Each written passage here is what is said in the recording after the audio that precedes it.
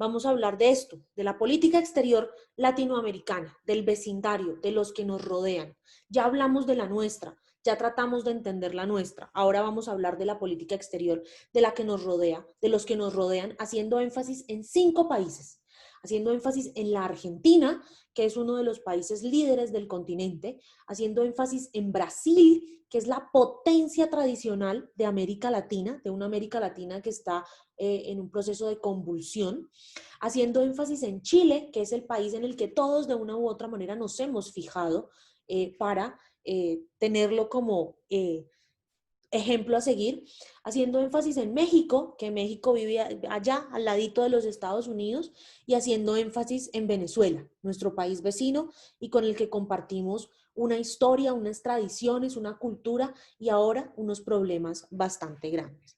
Entonces yo quisiera preguntarles si ustedes saben quién es el presidente de Argentina, quién es el presidente de Brasil, el presidente de Chile, el presidente de México y el presidente de Venezuela. Una persona que me cuente quiénes son los presidentes de estos 5 países, si se lo saben. David, adelante. Pues, profe, el presidente de Brasil, pues es Jair Bolsonaro. El presidente de México es Manuel López Obrador. ¿Sí? Pues el presidente de Venezuela, pues obvio, Nicolás Maduro. ¿Sí? Y, ay, no me acuerdo, el de Chile y Argentina.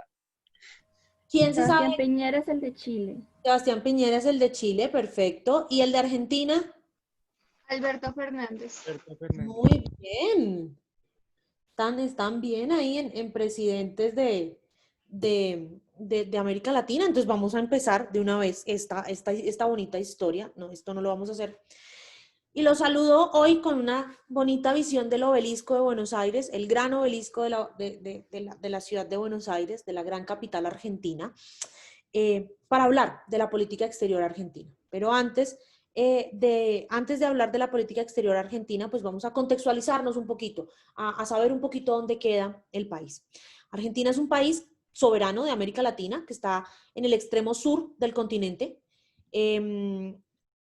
Es una república democrática, representativa y federal, es decir, Argentina está organizada como un estado federal descentralizado, que está integrado por 24 estados autogobernados, que son 23 provincias o departamentos, como los conoceríamos nosotros acá, y una ciudad autónoma que es la ciudad de Buenos Aires, la ciudad autónoma de Buenos Aires, que es la capital del estado o la capital federal del país. Todos los estados tienen una constitución, una bandera y una fuerza de seguridad propios, es decir, el régimen político de Argentina, de organización político-administrativa de la Argentina, es muy parecido al de Estados Unidos. Pero pues de todas maneras, a nivel, los estados federales, es decir, esto, lo que para nosotros serían los departamentos, tienen una constitución, una bandera, una fuerza de seguridad propio, pero no definen temas en materia de economía y en materia de política exterior, que sí los define a nivel central el gobierno de Buenos Aires. La economía de Argentina es la segunda más desarrollada e importante de Sudamérica según el Banco Mundial, solamente por detrás de la economía brasilera. El PIB nominal de la Argentina es el 27 del mundo y Argentina es un país con una importancia geopolítica y económica que hace parte, que es uno de los 3 estados latinoamericanos junto con México y Brasil, que forma parte del grupo de los 20. El grupo de los 20 es el grupo de los 20 países más importantes del mundo. El grupo que está conformado por países como Estados Unidos, como Canadá, el Reino Unido, Alemania y demás. Dime, Andrés. Pues, profe, yo con todo eso, con todas las flores que le echan a Argentina, pues yo he escuchado últimamente que está en una crisis económica que está bastante mal, que lo está golpeando de una manera muy brutal. Pues eso he escuchado, no sé Sí.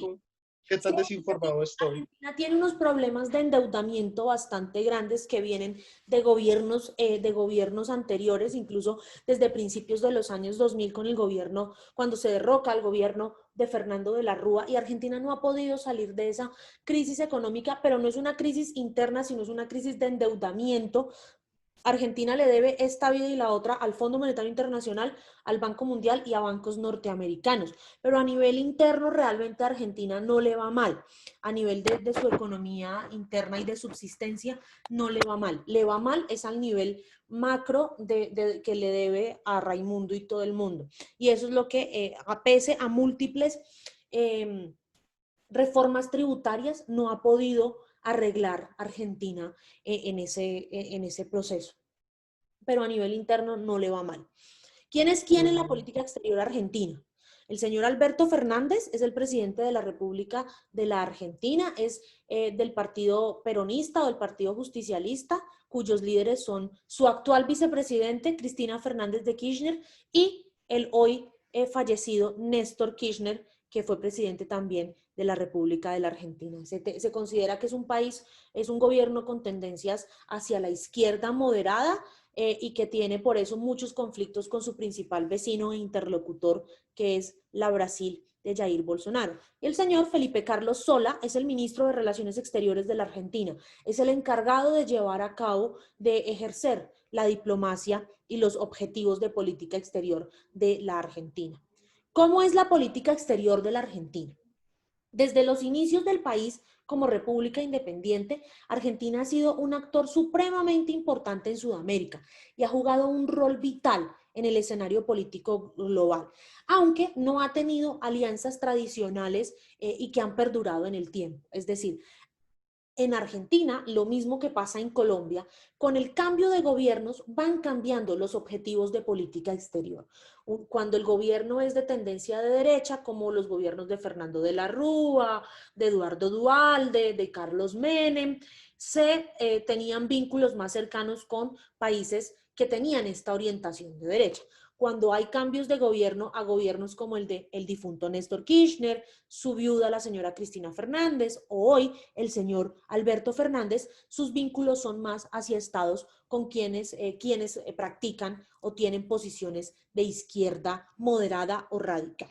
De todas maneras, Argentina se ha caracterizado por un nivel muy alto de autonomía respecto de las grandes potencias, es decir, Argentina no vive pendiente y no vive como plegado a lo que quieren las grandes potencias, tiene una política exterior muy soberana, una política exterior que no está interferida o intervenida por estas grandes potencias, y como Argentina tiene un nivel alto de desarrollo, porque Argentina es uno de los países más desarrollados de esta región del mundo, pues y sabe que tiene un rol importante de jugar en el mundo. Entonces, se puede decir que realmente Argentina o la política exterior de la Argentina es comparable a la de potencias intermedias como algunos países europeos o algunos países asiáticos. Una política exterior que si bien ha cambiado de ideología y de orientación respecto de los diferentes gobiernos, mantiene un curso en común que es potenciar a Argentina no como la primera, sino como la segunda potencia de América Latina tradicionalmente.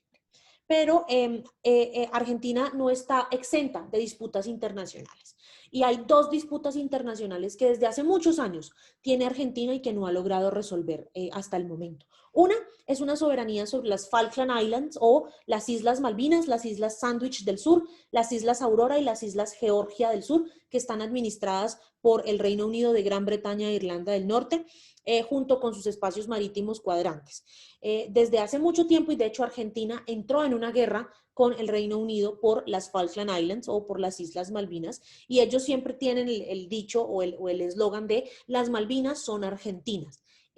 Pero en las Malvinas, en ese pedazo de tierra que son las Islas Malvinas, las Islas Sandwich del Sur, las Islas Aurora y las Islas Georgias del Sur, que quedan en el sur del continente, donde hace mucho, mucho frío porque están casi pegaditas a la Antártida, nadie habla español y todos se sienten más británicos que argentinos. Asimismo reclama casi 1 millón de kilómetros cuadrados en la Antártida, que no son reconocidos por ningún país del mundo, porque tradicionalmente se ha acordado que la Antártida y los dos polos, el polo ártico y el polo antártico, son de todo el mundo, no son de nadie, pero Chile sí reconoce parcialmente que este 1 millón de kilómetros cuadrados es de la Argentina.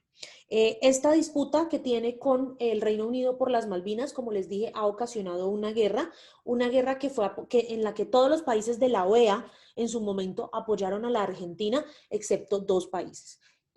los Estados Unidos de América y Colombia, que decidieron apoyar al Reino Unido. También por eso, en algunos momentos las relaciones diplomáticas entre Colombia y Argentina han sido un poco tensionantes, porque Colombia reconoce la soberanía del Reino Unido sobre las Islas Malvinas. Desde 2006, Argentina tiene un litigio ante la Corte Internacional de Justicia de La Haya con la República Oriental del Uruguay, debido a que una empresa finlandesa que se llama Metsä Botnia firmó un contrato con el gobierno uruguayo para montar una planta de celulosa en la localidad uruguaya de Fray Benítez, que queda fronteriza con Argentina por el río Uruguay. Esto ha generado una contaminación grandísima del río Uruguay, y Argentina se ha opuesto sustancialmente a que se generen estos procesos. La planta de celulosa hoy en día ya está totalmente construida, es un agente contaminante muy importante, y Argentina decidió demandar a Uruguay ante la Corte Internacional de Justicia en un proceso que está en este momento en su etapa de alegatos finales. Tiene Argentina unos temas clave en política exterior en la actualidad. Primero, el gobierno de Alberto Fernández ha decidido consolidar a México como un socio importante y un socio vital en la formación de un nuevo eje progresista latinoamericano.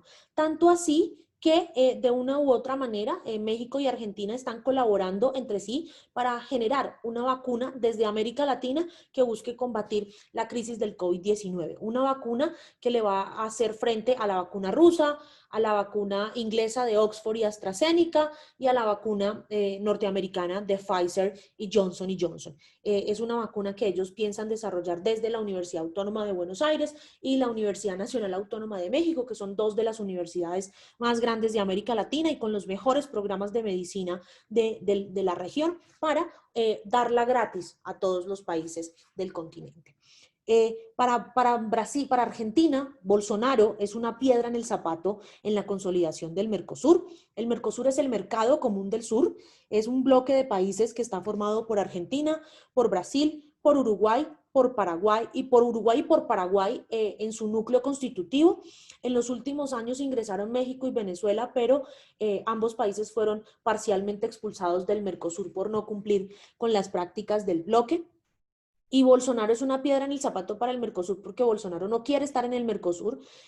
Bolsonaro quiere salirse del Mercosur y quiere acabar el Mercosur, porque para él pues las relaciones con sus socios del continente no son importantes, en tanto que para Argentina el Mercosur es vital porque justamente es Brasil su principal socio comercial y quien le compra toda la carne y toda la soja que produce Argentina y que son el sustento principal de la economía argentina. Se dice que Argentina va a abandonar el Grupo de Lima. El Grupo de Lima es un grupo de concertación de países que se creó a instancias del gobierno colombiano para fomentar una solución pacífica y una transición pacífica a la crisis venezolana.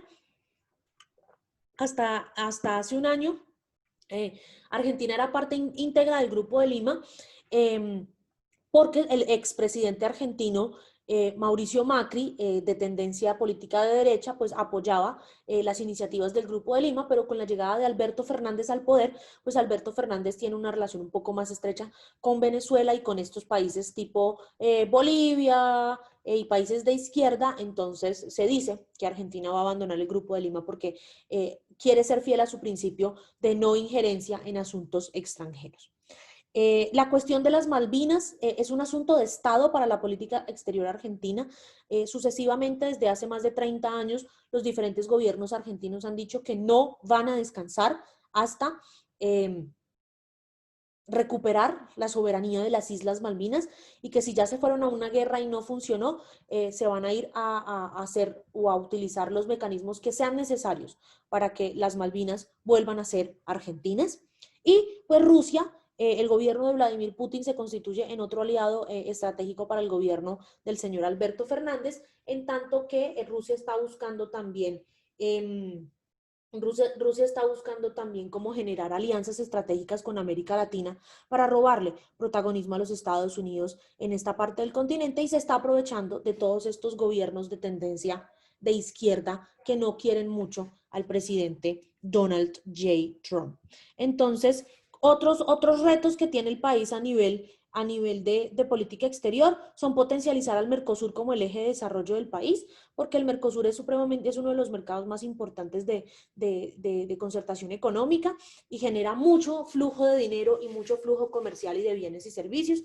Ampliar los mercados internacionales. Para esto, Argentina está negociando 2 tratados de libre comercio vitales en el desarrollo económico del país, que son un tratado de libre comercio con China y un tratado de libre comercio con la India, que están en etapas previas de negociación.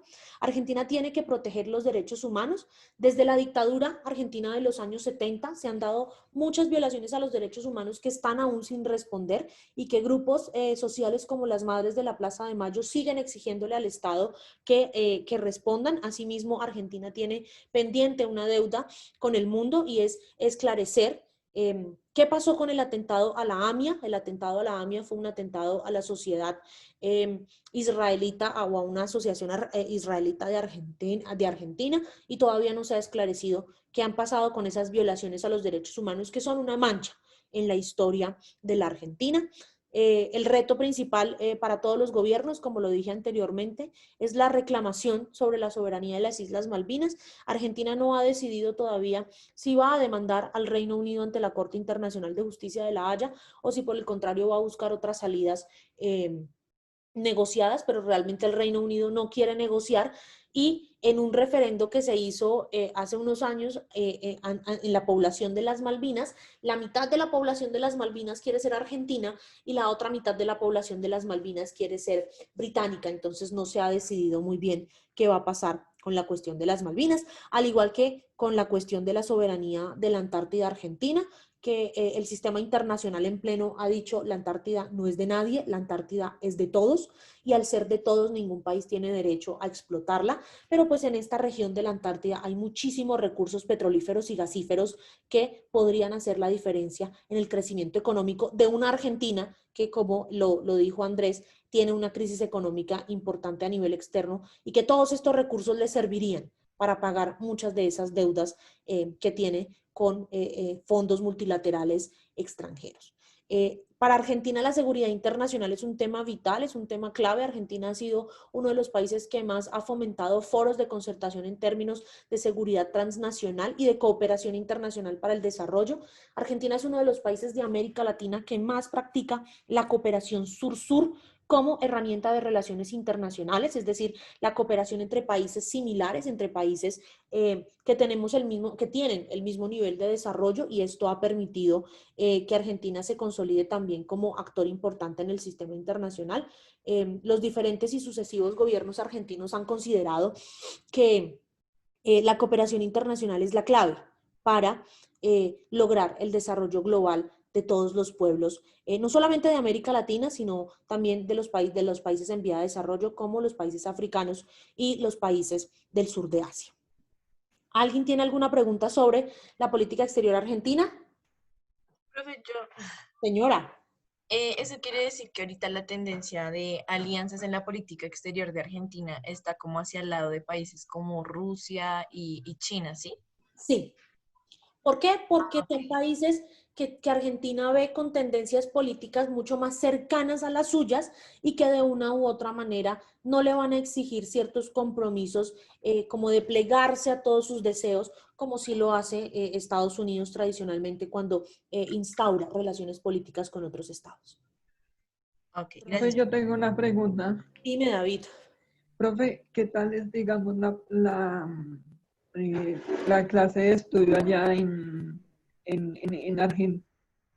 Tengo entendido que para la parte de medicina es buena, ¿cierto? Argentina tiene uno de los mejores sistemas educativos de América Latina. Tiene una universidad, sobre todo la Universidad de Buenos Aires, la UBA, que es una universidad pública que está en el top 100 de las más importantes de América Latina, y en Argentina, en todas las universidades públicas, que son muy buenas todas, como la UBA, la Universidad Nacional de Rosario, la Universidad 3 de Febrero, la de Tierra del Fuego, la de Mar del Plata, que son públicas, la educación es totalmente gratuita y sobre todo en todas las áreas del conocimiento, pero si lo enfocamos a nuestra área, a los estudios internacionales, Argentina tiene algunas de las mejores escuelas de posgrado de ciencia política y relaciones internacionales del mundo. Es muy, muy buena la educación en la Argentina realmente. Y tiene muchos programas de cooperación para que estudiantes latinoamericanos se vayan a hacer semestres de intercambio en sus universidades. Any other question?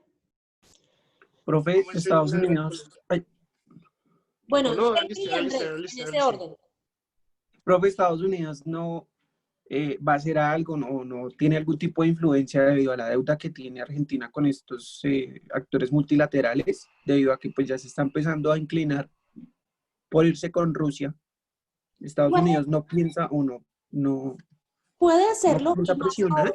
Sí, claro, y más ahora que Mauricio Claver Carón es el presidente del Banco Interamericano de Desarrollo y que es norteamericano y que Argentina le debe mucho al Banco Interamericano, probablemente Estados Unidos empiece a ejercer presión ante los foros multilaterales para que Argentina pague o renegocie la deuda con condiciones que no sean tan favorables a su relación con Rusia y sí, que termine plegándose a los intereses de Estados Unidos. Pero eso también depende mucho del enfoque que tenga el próximo gobierno de los Estados Unidos. Si es un gobierno de Donald Trump, probablemente eso pueda pasar no solo con Argentina, sino con todos los países que en este momento estén haciendo negocios con Rusia o con China y que se estén alejando de Estados Unidos. Pero si es un gobierno de Joe Biden, probablemente el enfoque vaya a ser muy diferente, porque Joe Biden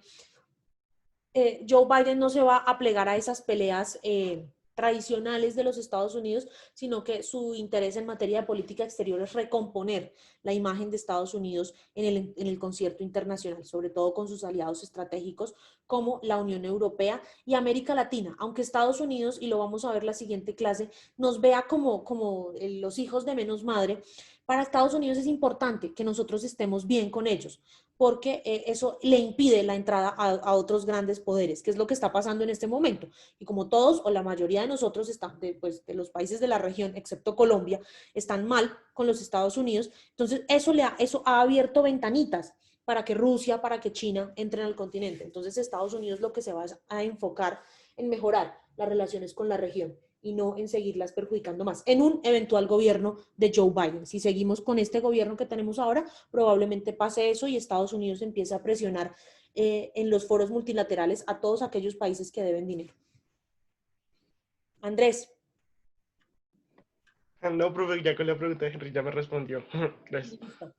Entonces viajemos unos kilómetros y vayámonos para la República Federativa de Brasil, con una hermosa panorámica del Cristo del Corcovado en el Cerro de Pan de Azúcar, en la bonita ciudad de Río de Janeiro, una de las ciudades más hermosas del mundo y una de las 7 maravillas del mundo moderno.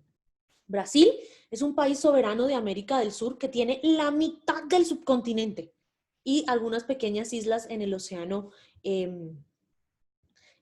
Atlántico. Tiene más de 210 millones de habitantes, pero muchos de esos, y que hacen de Brasil el 5º país más poblado del mundo, pero Brasil tiene un bajo índice de densidad poblacional, es decir, que en Brasil muchas de las regiones del país no están totalmente pobladas. ¿Por qué? Porque la mayor parte de los 210 millones de personas que viven en Brasil se concentran en el litoral, es decir, en las partes cercanas al mar, mientras que el interior del territorio pues, tiene muchos vacíos demográficos. Brasil es la mayor economía de América Latina y la 6ª mayor economía del mundo por PIB nominal y la 7ª por paridad del poder adquisitivo.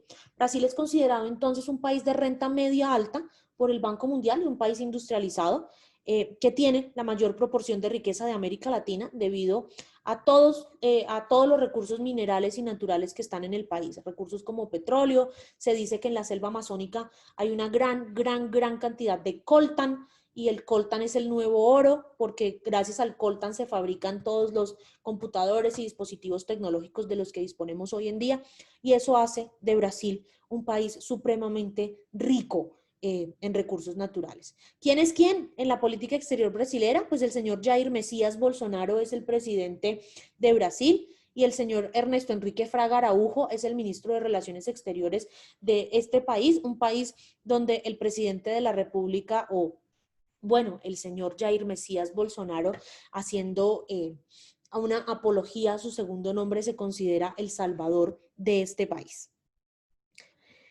¿Cómo es la política exterior de Brasil? Y aquí aquí hay una diferencia muy grande con la política exterior argentina, porque la política exterior brasilera, chicos, ha estado ligada al factor geopolítico, a los factores geopolíticos y a la concepción que tiene Brasil de sí misma.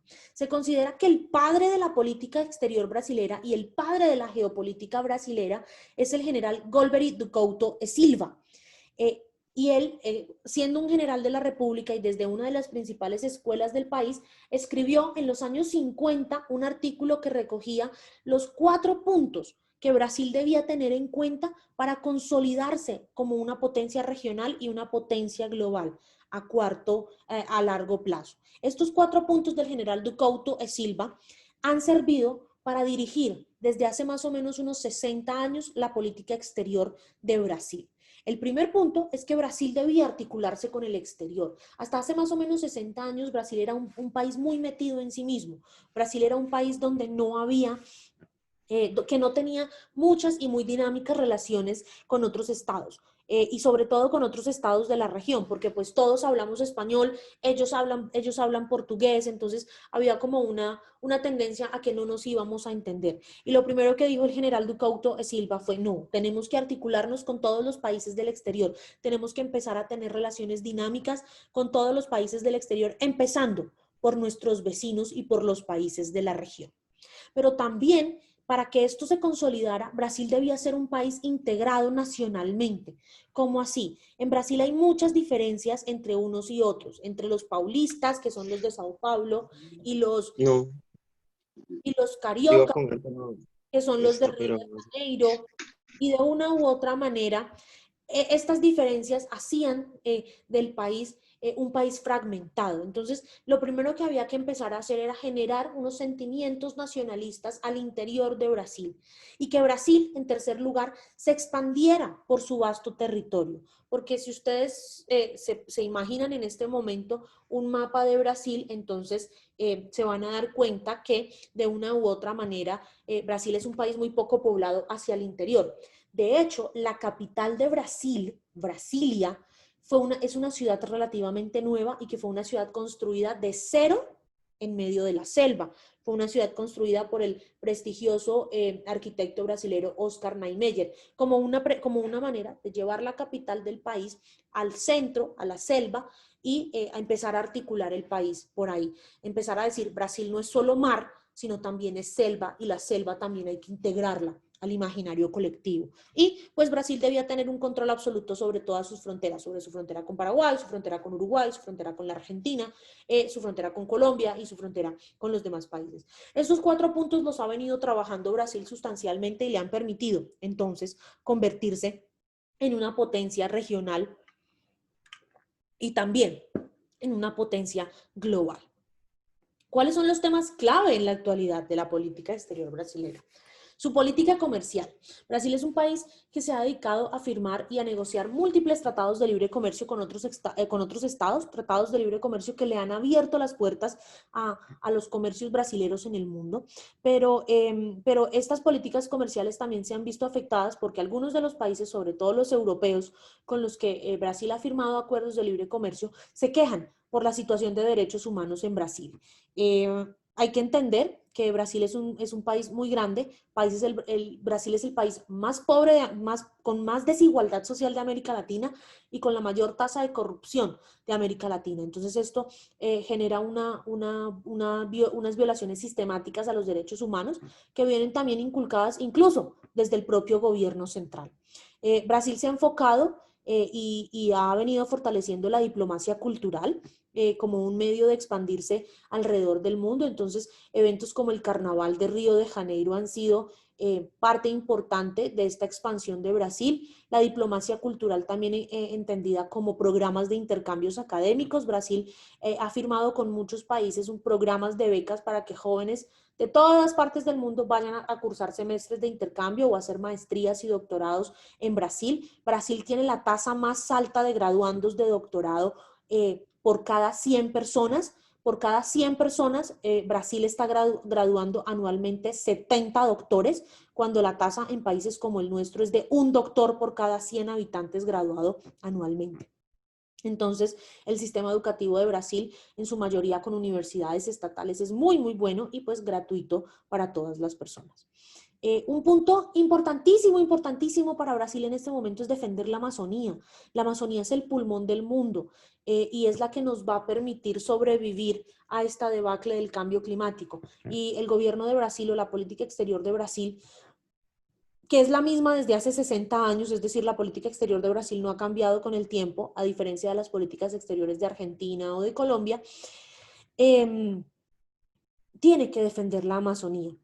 Y para eso tiene que trabajar en paz y seguridad internacionales, en no permitir que grupos armados al margen de la ley o que grupos de narcotraficantes se tomen la Amazonía y hagan de ella su bastión de defensa del crimen. Y tienen que potencializar nuevas formas de energía, formas de energía limpias que no incluyan la deforestación, que no incluyan los incendios, que no incluyan la tala de árboles, etcétera, etcétera. Y pues debe trabajar en lo que mejor se le da a Brasil, que es la cooperación internacional para el desarrollo. Brasil es otro de los países de la región que más cooperación internacional hace, cooperación técnica y tecnológica en sentido de permitir la industrialización y de aportar conocimiento a la industrialización de grandes empresas. Y eso le ha servido mucho a Brasil y es algo que tiene que seguir potencializando. Hay 4 retos que tiene en este momento hoy la política exterior del gobierno de Jair Bolsonaro como tal. Y es primero disminuir los niveles de desigualdad. Como les decía anteriormente, Brasil es el país más desigual del continente. Y durante los gobiernos de Lula da Silva y Dilma Rousseff, un programa maravilloso que se llama Bolsa de Familia, trató de sacar y sacó de la pobreza a más de 50 millones de personas. Pero esas 50 millones de personas ya están volviendo a caer en debajo de la línea de pobreza porque Bolsonaro eliminó el programa Bolsa de Familia.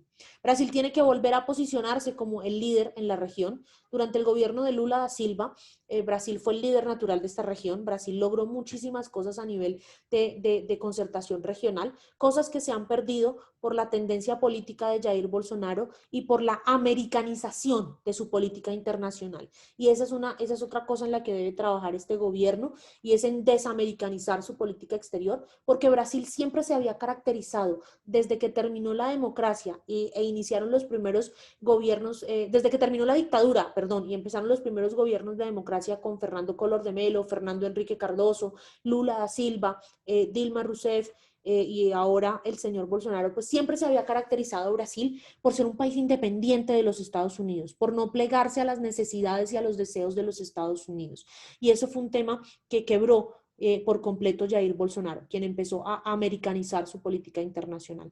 Y el tema más importante, el reto más importante que tiene en este momento la política exterior de Brasil es la defensa del medio ambiente. Brasil es un país que tiene que consolidarse como líder natural en la defensa del medio ambiente en una región en la que el medio ambiente lo es todo, una región que tiene las mayores tasas de flora, fauna y vegetación del mundo y que tiene que proteger. Y si no es Brasil quien la protege, que también además tiene 2 de los ríos más importantes del mundo en su haber, el Amazonas y el Orinoco, no vamos a lograr nada. Entonces, estos 4 temas son un llamado de atención para la política exterior de Jair Bolsonaro, a quien todavía le quedan 2 años y medio en el poder y que en 2 años y medio puede recomponer el rumbo de una política exterior que necesitamos todos los países de América Latina, que sea una política exterior independiente y que defienda los intereses de la región. Porque si no lo defiende Brasil, que es el país más importante del continente, entonces, ¿quién? Hasta aquí, ¿alguna pregunta sobre la política exterior brasilera o les quedó todo súper claro? Profe, tengo entendido que la política también se maneja mucho en la cultura cuando son los carnavales, ¿cierto? Sí, Digamos el carnaval de Río de Janeiro. Carnaval de Río de Janeiro es una forma de expansión cultural que Brasil ha usado como herramienta de diplomacia para consolidar su rol en el sistema internacional. Bueno, entonces devolvámonos un poquito y viajemos. Dime, Laura. ¿Cuáles son como las principales alianzas de Brasil, o sea, a nivel internacional? ¿En este momento o tradicionalmente? Pues en este momento. Estados Unidos,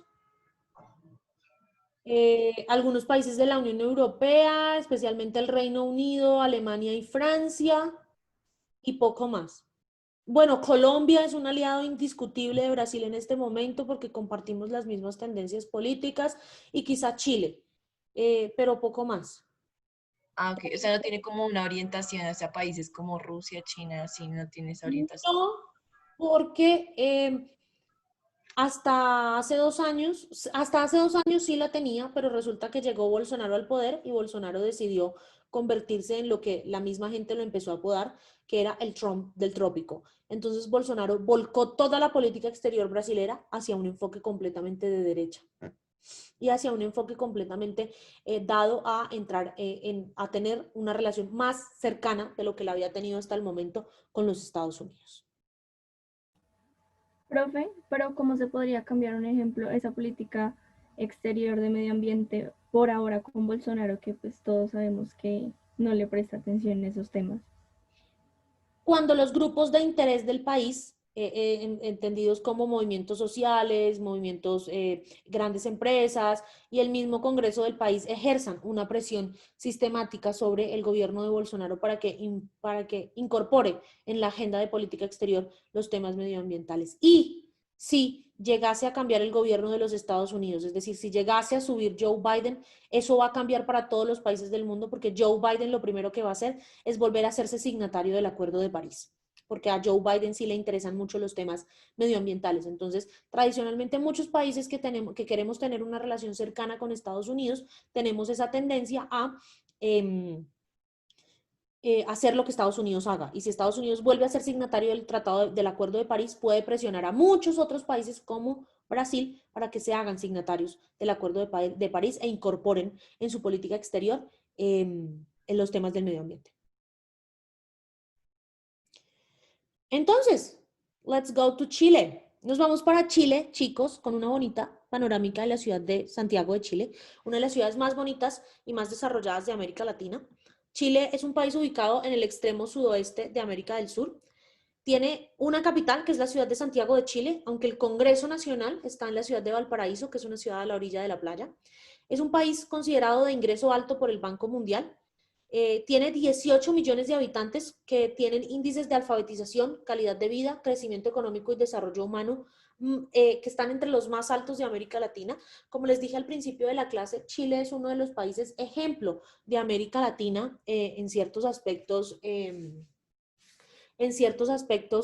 política nacional y política internacional. En Chile empezaron todos los procesos de industrialización de las economías internacionales, de las economías latinoamericanas, con un proceso que se conoció como la ICI, y la ICE, la industrialización por sustitución de exportaciones. Es decir, Chile empezó a generar dinámicas en donde se producía todo adentro del mismo país, todos los productos para consumo interno, y eso elevó el nivel de industrialización de las economías del país a niveles muy, muy altos. El señor Sebastián Piñera es por segunda vez presidente de la República de Chile. En Chile no hay reelección presidencial, entonces Piñera salió del poder. Vino otro presidente, que fue la señora Michelle Bachelet, y nuevamente se presentó Sebastián Piñera a las elecciones y ganó. Sebastián Piñera es un líder de derecha y entonces tiene mucha cercanía con Estados Unidos, con Colombia, con Brasil y con este tipo de gobiernos de esta tendencia. Y el señor Teodoro Rivera Neumann es el ministro de Relaciones Exteriores de la República Chilena. ¿Cómo es la política exterior de Chile? Chile tiene unos objetivos en materia de política exterior y es preservar la integridad territorial y la independencia del Estado, la independencia política del Estado conforme a las prácticas de derecho internacional público. Chile es uno de los países que más participa en el sistema multilateral y que hace énfasis en su participación en la contribución que puede hacer el país en materia de seguridad, paz internacional, democracia y derechos humanos. Después de que salió de la dictadura de Pinochet, Chile ha hecho mucho énfasis en su política exterior en proteger los valores democráticos, puesto que el gobierno chileno no quiere que más países vivan lo que vivió su país durante casi 30 años de una dictadura. Entonces, Chile aprovecha todas estas ventajas que tiene a nivel geográfico, a nivel económico, para convertirse en un vocero de la democracia y el respeto a los derechos humanos. Y Chile tiene como principal objetivo también en materia de política exterior, pues fortalecer los intereses nacionales, incluyendo en su política exterior, incluyendo una defensa de la imagen del país como un país con mucha cultura y con mucho crecimiento económico. Entonces, tiene unos temas claves actualmente Chile, que son la reinserción internacional del país. Chile tradicionalmente no es un país que aunque está en muchos foros de nivel internacional, como la ONU, la OEA, el G20 y demás, no está insertado internacionalmente con la región. Entonces, por eso quiere reinsertarse y mejorar sus relaciones con América Latina, que son sus aliados tradicionales o que deben ser sus aliados tradicionales. Chile quiere jalonar el desarrollo económico de una región que se va a ver y que se está viendo muy afectada por todos los temas de la pandemia a nivel económico. Quiere cooperar en temas de seguridad internacional. Chile es uno de los países más receptores de problemas de inseguridad, sobre todo en en el tema de la lucha contra las drogas. Entonces Chile quiere convertirse también en un speaker global de todos estos temas. Que Chile tiene una necesidad importante de trabajar en recursos naturales, energía y desarrollo sostenible, porque es uno de los países con mayor cantidad de recursos naturales en el continente. Tiene que trabajar en un tema muy importante y que muchos países también deben trabajar en este momento, que es la cohesión social, la pobreza y la gobernabilidad. Como ustedes se han venido dando cuenta, el año pasado y hasta este año marzo que empezó todo este tema de la pandemia, Chile era uno de los países con mayor inconformidad social respecto del gobierno nacional y de las políticas gubernamentales, tanto así que todas estas protestas del año pasado de estudiantes, de mujeres y demás, lograron que el gobierno convocara a una consulta electoral para decidir si se renueva la constitución chilena, que es una constitución que viene de los tiempos de la dictadura de Augusto Pinochet y que es una constitución que no es garantista, que es muy restrictiva y que tiene muchos impedimentos para el libre desarrollo de la personalidad de los ciudadanos chilenos. Y tiene que hacerle frente al tema de la migración de venezolanos. Chile, al igual que muchos otros países de la región como Colombia, Perú y Argentina, se constituye en uno de los países con más recepción de ciudadanos venezolanos que entran en condición de legalidad o de ilegalidad a reclamarle derechos al Estado Nacional. Entonces Chile tiene que trabajar de la mano con otros países en esos temas. Y en este entendido, el gobierno de Sebastián Piñera tiene 5 retos importantes de aquí a que termine su gobierno, y el primero es promover los intereses económicos de Chile y la asociación comercial con otros países. Desde hace un tiempo para acá, Chile pasó de ser el país que más TLCs tenía firmados en el mundo a ser un país que ya no negocia TLCs con nadie, y el reto del gobierno de Piñera es seguirse insertando en foros internacionales que le permitan firmar más tratados de libre comercio y seguir expandiendo su economía a nivel internacional para fortalecer la imagen de Chile en el exterior, que no se vea a Chile como un país tan cerrado, como un país tan alejado, sino que por el contrario se vea a Chile como un país abierto a recibir a todos los miembros del sistema internacional. Chile tiene que promover los intereses marítimos y antárticos de su país, porque Chile es uno de los países que está ahí colindando con el Círculo Polar Antártico, y tiene que trabajar en todas estas investigaciones y en todos estos temas que de una u otra manera nos ayuden a entender las causas del calentamiento global y a tratar de solucionarlos. Chile tiene un reto, y quizás este es el reto más importante, son los 2 retos más importantes que tiene Chile. El primero es impulsar la Alianza del Pacífico que está conformada por Chile, México, Perú y Colombia, y que fue una idea de Chile para fortalecer sus vínculos con la región. Y que es un foro que se ha quedado ahí, que prácticamente para lo único que ha servido realmente es para todos los temas de cooperación académica entre universidades, pero que no ha tenido la proyección que se necesita, que es la de un bloque económico comercial fuerte que pueda hacerle frente a otros bloques como el Mercosur o como la ya casi extinta comunidad andina de naciones, y tiene Chile que seguirse proyectando a Asia-Pacífico. Asia-Pacífico entendido como los vínculos con los dragones asiáticos, con Corea del Sur, con Japón, con China, con Taiwán, con Tailandia y con todos estos países que tienen más del 30% de compradores naturales de bienes y servicios en todo el mundo.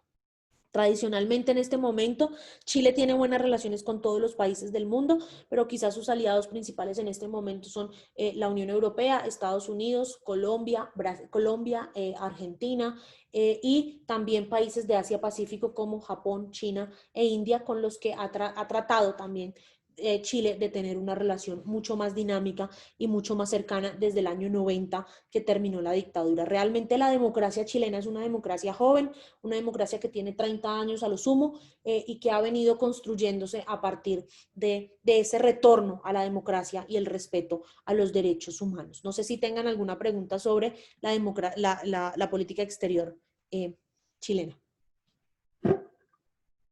Profe, esas relaciones es lo que lo ha llevado a posicionarse donde está, más Por que cualquier otra supuesto, cosa. por supuesto.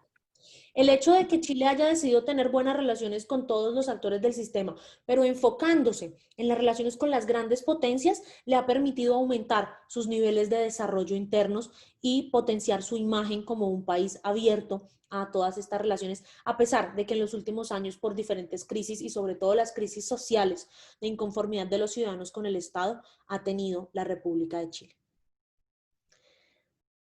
Y vamos a hablar de México, chicos. México, y nos vamos para la Plaza Garibaldi, en Ciudad de México. México que está tan cerca de los Estados Unidos y tan lejos de Dios, como dicen los propios mexicanos.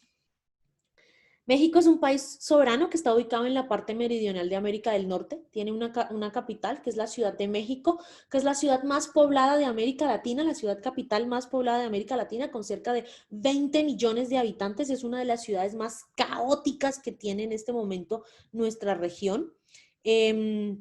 México es una república representativa, democrática, federal, al igual que los Estados Unidos, y laica, compuesta por 32 entidades político-administrativas, 31 estados y la Ciudad de México como la ciudad capital federal.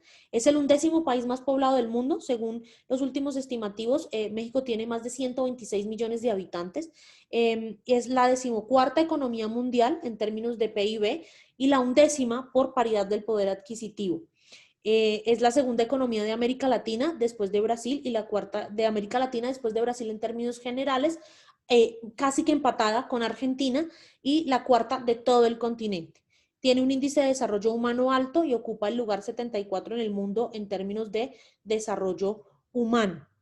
En este momento, los Estados Unidos mexicanos están gobernados por el señor Andrés Manuel López Obrador, que es el presidente de la República, y se consideraba hasta hace unos días que fue a Estados Unidos, que tenía una tendencia de izquierda, pero ahora parece ser el mejor amigo de Donald Trump. Y la diplomacia mexicana está encabezada por el señor Marcelo Luis Ebrard, que es el ministro de Relaciones Exteriores, o como ellos lo conocen, el secretario de Relaciones Exteriores. Allá no se conoce como ministro, sino como secretario de Relaciones Exteriores. ¿Cómo es la política exterior de México? La política exterior de México es una política exterior que se basa en algunos principios de la constitución política del país, como el principio de autodeterminación, es decir, de permitir que todos los países determinen cómo quieren ser y cómo quieren actuar, el principio de no intervención en los asuntos internacionales de otros estados, la solución pacífica de conflictos o el uso de la fuerza.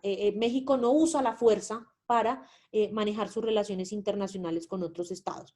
Asimismo, México busca la igualdad entre todos los países, la cooperación internacional para el desarrollo, para luchar por la paz y la seguridad internacionales. Entonces, muchos de estos principios de la política exterior mexicana tienen su origen en algunas dificultades que tuvo durante su historia México para ser reconocido por otros estados. Entonces, cuando fue reconocido, México empezó también a pensar, bueno, ¿cómo queremos mantener esas buenas relaciones? Y esas buenas relaciones se mantienen no metiéndose con otros estados, permitiendo que ellos mismos solucionen sus disputas, y etcétera, etcétera. México tiene una doctrina de política exterior, que es la doctrina Estrada, y es en la doctrina Estrada lo que México dice es, nosotros no calificamos negativamente a ningún estado, nosotros tratamos de referirnos positivamente a todos los estados, tratamos de tener buenas relaciones con todos los estados y de fomentar estos principios de los que les he hablado, el principio de autodeterminación, de no intervención, de solución pacífica de conflictos y de cooperación internacional para el desarrollo, entre otros.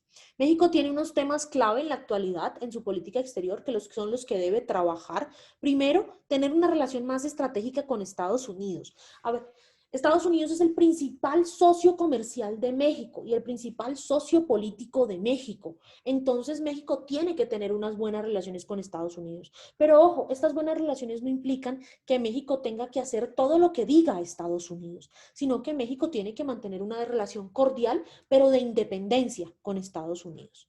Y México tiene que entender que es parte fundamental de América Latina y el Caribe. América Latina y el Caribe como subregión inician en México y México tiene que mejorar sus relaciones con América Latina y el Caribe, que han estado descuidadas a raíz de la preferencia que tiene México por los Estados Unidos de América y por las relaciones con los Estados Unidos de América. México está viviendo una crisis en este momento de guerras contra los carteles del narcotráfico. México tiene que trabajar en la protección de los derechos humanos, porque si México no trabaja en la protección de los derechos humanos, va a terminar convertido en lo que fue Colombia en los años 90, que de hecho México está viviendo en este momento lo mismo que vivió Colombia en los años 90. Y tiene que seguir fomentando los principios de cooperación internacional para el desarrollo en estos temas como los que está trabajando con Argentina en este momento para una vacuna contra el COVID-19 para fomentar sus relaciones con América Latina y el Caribe. México tiene mucho que aportarle a América Latina y el Caribe en términos de cooperación técnica, de cooperación financiera y de cooperación educativa. México también tiene muchos programas de becas que permiten que jóvenes latinoamericanos vayan a cursar sus estudios de pregrado y posgrado en universidades mexicanas que están dentro de las mejores del mundo. De hecho, la Universidad Nacional Autónoma de México tiene casi 250,000 estudiantes y muchos de ellos son estudiantes de América Latina. Andrés Manuel López Obrador tiene entonces 4 retos principales durante su gobierno, durante los casi 5 años que le quedan de gobierno. Primero, mantener un diálogo dinámico con los Estados Unidos. Y cuando digo un diálogo dinámico con los Estados Unidos, me refiero nuevamente a tener buenas relaciones con Estados Unidos sin que esto implique estar plegados a la voluntad de Estados Unidos y hacer lo que Estados Unidos quiere.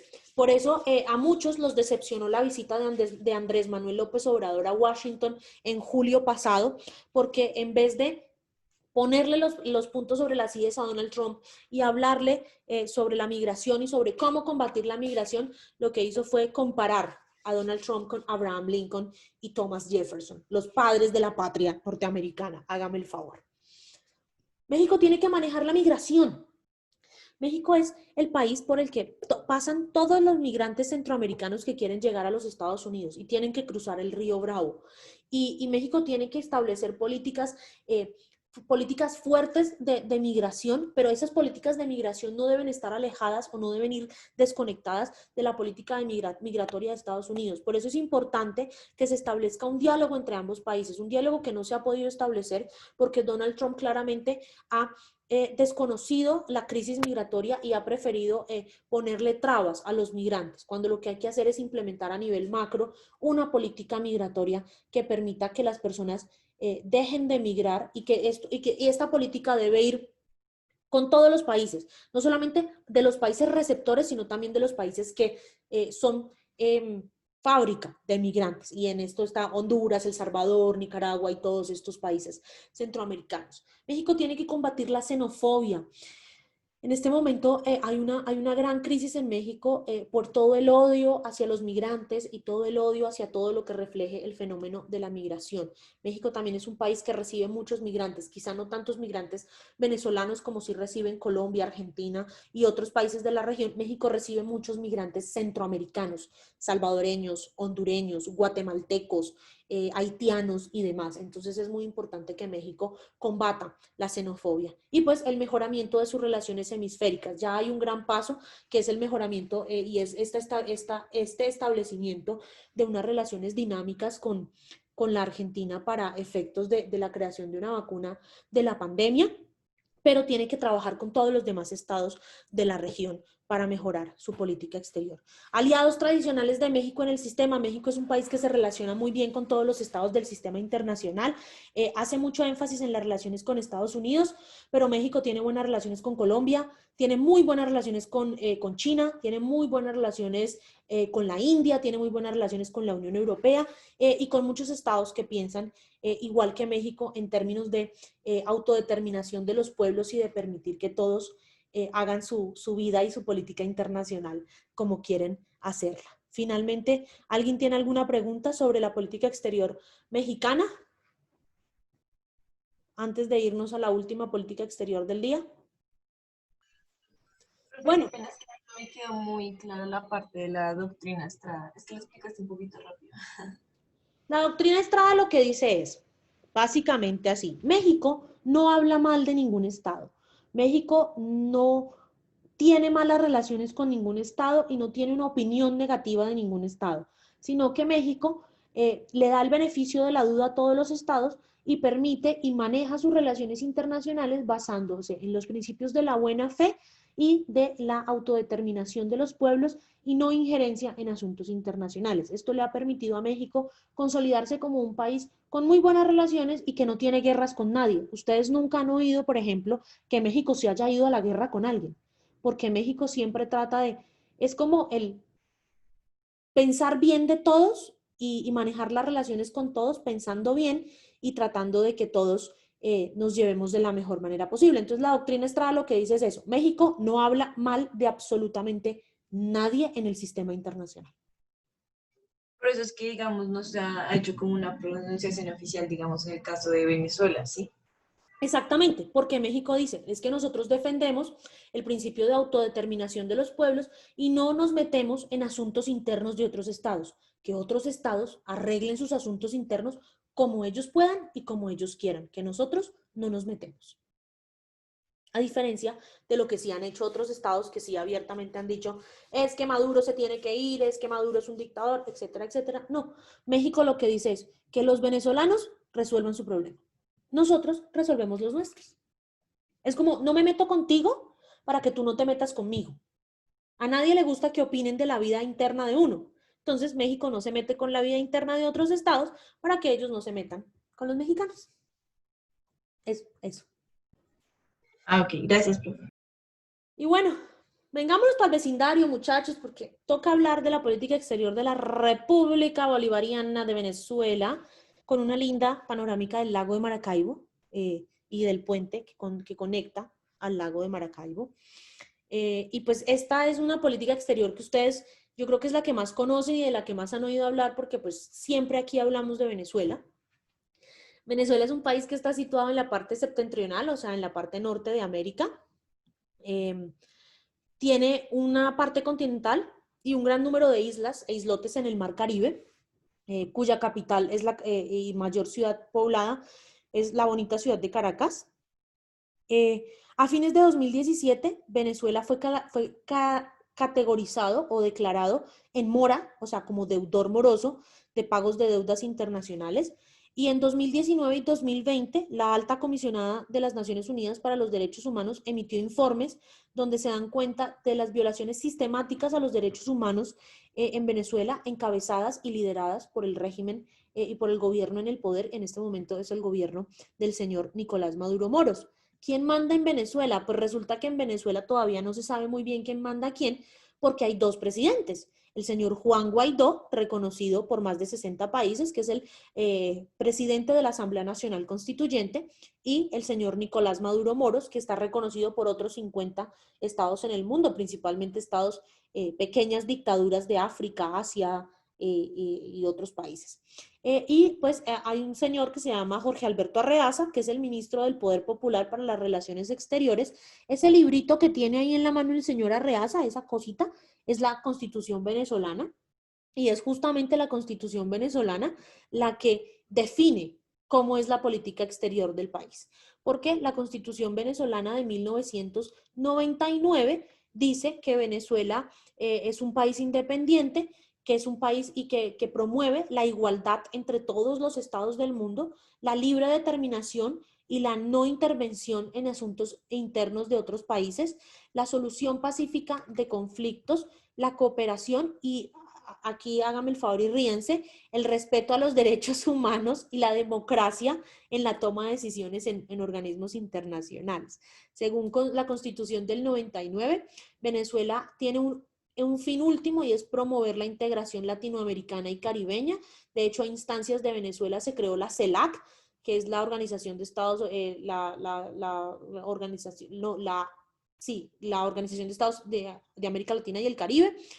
Venezuela busca promover el desarme nuclear y también el equilibrio ecológico. De hecho, y eso sí es algo que se le alaba a Venezuela a nivel internacional, que es fue uno de los primeros países en prohibir el fracking en todas estas excavaciones y en todos estos estudios minerales para recoger y extraer minerales de la tierra. Pues Venezuela es uno de los países con mayor cantidad de petróleo, con mayores reservas de petróleo del mundo, aunque esto no le ha servido de mucho para tener que sus ciudadanos tengan una buena calidad de vida, debido a que como han sido nombrados deudores morosos, tienen bloqueos comerciales por parte de Estados Unidos, de la Unión Europea y de muchos estados del mundo, lo que impide que lleguen bienes y servicios tradicionales e importantes para los venezolanos.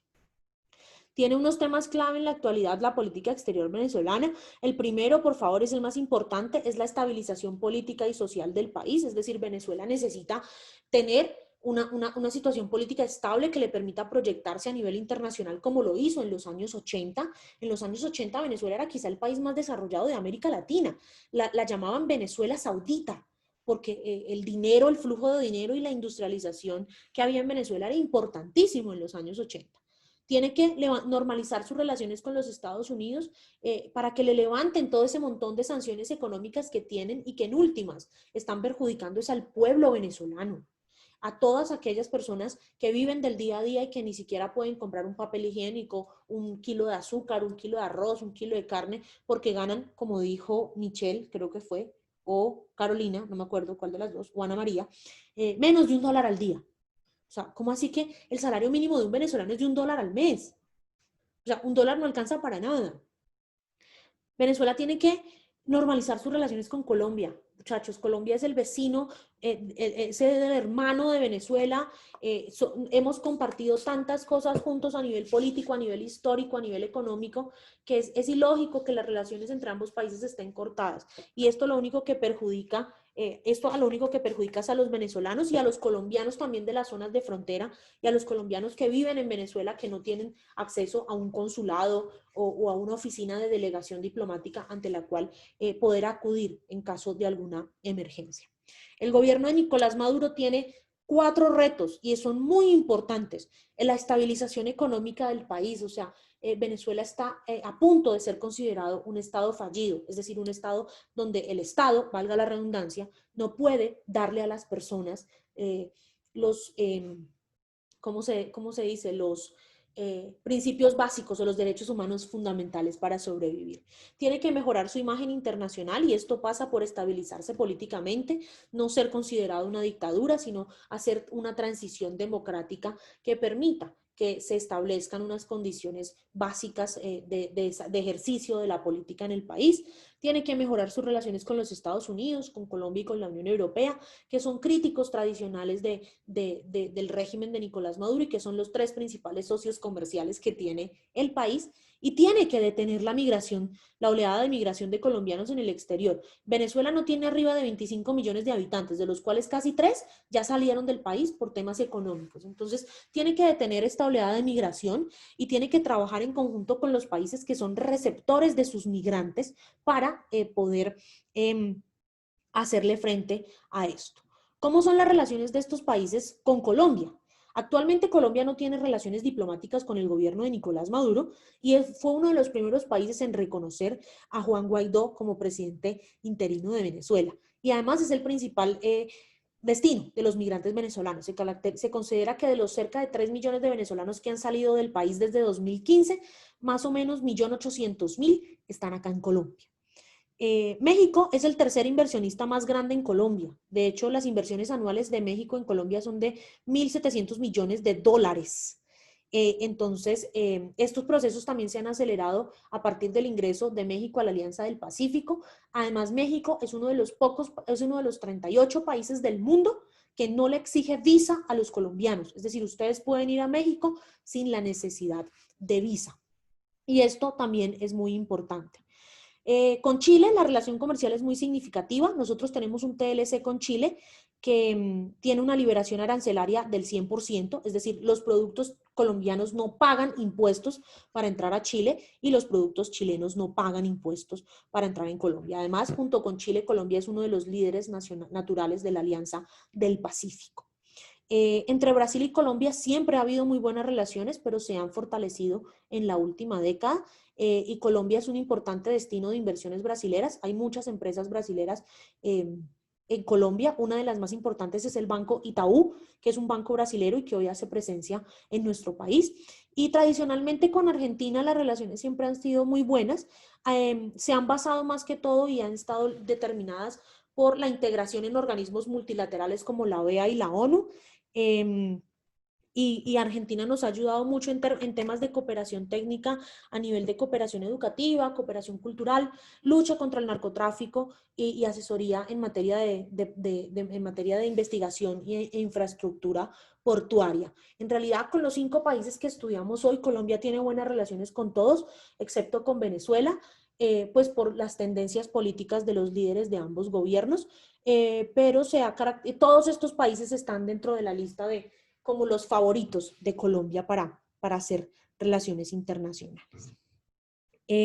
Estas preguntas se las dejo para que ustedes las reflexionen en su fuero interno y probablemente alguna de estas sea pregunta de parcial más adelante. Quiero saber si tienen alguna pregunta, alguna duda, algo que quieran que les aclare antes de decirles qué vamos a hacer en este momento. No, profe. Entonces, a partir de este momento, Profe, dime, Juliana. ¿qué pasa si se declara estado fallido?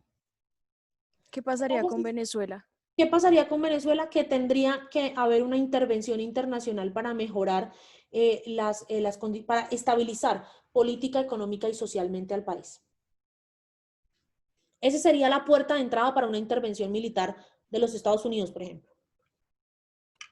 ¿Y eso no podría ser también como una causa de una guerra mundial, puesto que Rusia es el aliado de Venezuela? ¿O estaría legítima la intervención? Pues si se hace en el marco de las Naciones Unidas estaría legítima, pero yo no lo veo tanto como una guerra porque no creo que Rusia quiera irse a una guerra con Estados Unidos en este momento. Y más por un país que realmente no le aporta nada como Venezuela. Realmente Rusia tiene buenas relaciones con Venezuela, pero como les dije, por fastidiar a los Estados Unidos, pero no es que Rusia vaya a venir a tirarse aquí de cabeza para defender a Venezuela, como si lo va a hacer, por ejemplo, en Bielorrusia, que sí le importa más. ¿Alguien más? Mateo, ¿ibas a decir algo? Profe, en este caso podría intervenir el ejército de las Naciones Unidas. Las Naciones Unidas no tiene ejército, tiene fuerzas de imposición o mantenimiento de la paz, que es totalmente diferente. Y estas fuerzas de imposición o mantenimiento de la paz pueden entrar a los diferentes territorios con 2 condiciones. Una, si este país se lo pide, o 2, si mediante una declaración del Consejo de Seguridad se establece que este país es un peligro para la seguridad internacional y hay que entrar a mantener o a establecer la paz en este país. ¿Quiénes son los soldados de las Naciones Unidas, entre comillas? Los soldados de todos los países del mundo. Cuando las Naciones Unidas necesita, todos los países le prestan a las Naciones Unidas a sus soldados, pero las Naciones Unidas no tiene un ejército. ¿Esos son los cascos azules, profe? Exactamente, los llamados cascos azules, que son de 3 tipos: de establecimiento de la paz, de mantenimiento de la paz o de imposición de la paz. Dime, Mateo. Esos fueron los que tuvieron que intervenir durante el paralelo 38, los cuales hicieron un poco de ejército en el mundo. Ajá, así es. ¿Alguien más? Profe, yo tengo una pregunta. Si Si se llega a declarar estado fallido Venezuela y se hace la intervención, como tú dices, o sea, ¿el Estado perdería toda soberanía o...? Hasta que se restablezcan las condiciones institucionales, sí. Porque Pues, entonces se estaría dando por sentado que esa institucionalidad que está en este momento en ese país no puede gobernarlos, no puede ejercer soberanía sobre su población y sobre su territorio, y necesita ayuda internacional. ¿Y eso influiría en los migrantes? O sea, ¿regresarían? No, porque hasta que los migrantes no van a regresar hasta que no vean unas condiciones estables, y como para la recuperación económica de un país como Venezuela se pueden demorar 20, 30, 40 años, porque es una economía que está totalmente destruida. Muchos de esos migrantes que ya salieron de Venezuela probablemente no regresen nunca.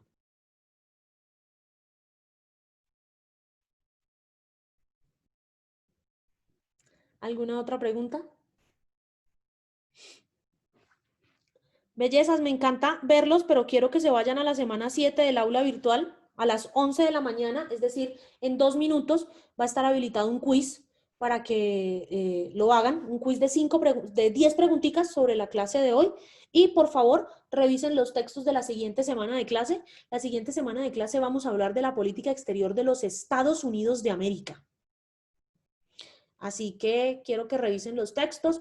Dentro de esos hay un artículo que fue escrito por mí, entonces lo leen y me cuentan qué les pareció y lo discutimos la semana que viene. Y si no tienen más preguntas, entonces nos vamos al aula virtual y nos vemos el otro viernes. Y nos vemos en las conferencias de la semana académica. ¿Listo? Listo, profe. Entonces, Gracias. me encantó verlos. Se cuidan. En un ratico les subo la presentación como siempre y les subo la grabación de la clase. ¿Listo? Listo, profe, gracias. Nos Chao. vemos. Nos Muchas vemos. gracias. Gracias, profe.